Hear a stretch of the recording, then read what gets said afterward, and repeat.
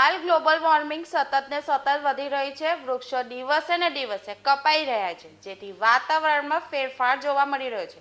ભારતમાં વૃક્ષ વાવવા માટે અને વૃક્ષનું જતન કરવા માટે અનેક મુહિમ ઉઠાવવામાં આવી રહી છે। ત્યારે આ વખતે સુરતમાં ગણપતિ સ્થાપનામાં પણ વૃક્ષ બચાવવાની મુહિમ સાથે સુરતના લાલ દરવાજા વિસ્તારના એકદંત યુવક મંડળ દ્વારા વેસ્ટેજ વૃક્ષના છાલમાંથી ગણપતિજીની મૂર્તિ બનાવવામાં આવી છે।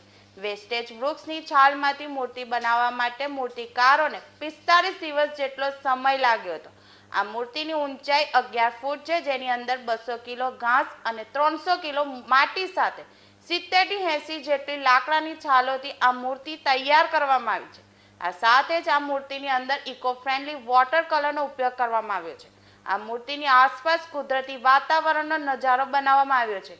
તેમાં પણ વૃક્ષની કુદરતી રીતે તૂટી પડેલી ડાળીઓનો ઉપયોગ કરી બગીચો તૈયાર કરવામાં આવ્યો છે।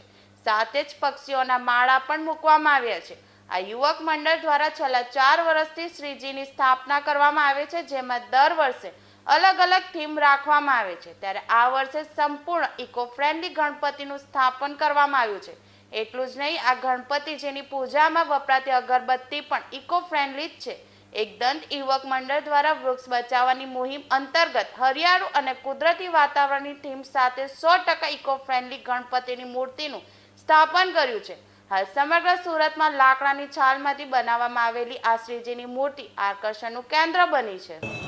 અમે આ મૂર્તિનું આયોજન એક વેસ્ટેજ લાકડું હોય એના વેસ્ટેજ છાલમાંથી આવવાનું અમે આયોજન કરવામાં આવેલું છે અને આના દ્વારા અમે લોકોને સેવ ટ્રી, સેવ વોટર અને સેવ પર્યાવરણનો મેસેજ આપવા માંગીએ છીએ।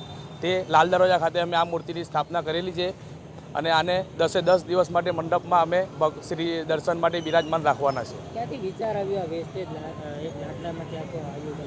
આજના જમાનામાં ટ્રીઓ ખૂબ ઓછા થતા જાય છે, ઝાડની સંખ્યા ઘણી ઓછી થતી જાય છે, એટલે અમે આ મૂર્તિનું આયોજન કર્યું। આ રીતનું આયોજન કરવામાં આવ્યું જેનાથી લોકોને સંદેશો મળે કે આપણે ઝાડોને કાપવા ન જોઈએ અને એનો બચાવવો જોઈએ। એ મેસેજ આપવા માટે અમે આ રીતનું થીમનું આયોજન કરવામાં આવેલું છે। આ થીમ અમે આખી નેચરલી બનાવવામાં આવી છે અને જંગલ થીમ પર અમે આ મૂર્તિનું આયોજન કરવામાં આવેલું છે। એવું લોકોમાં આકર્ષણ છે ખાસ કરીને મૂર્તિને લઈને? લોકોનું તો એકદમ ખૂબ જ આકર્ષણ છે, લોકો જોવા માટે ઉત્સુક થઈ રહ્યા છે।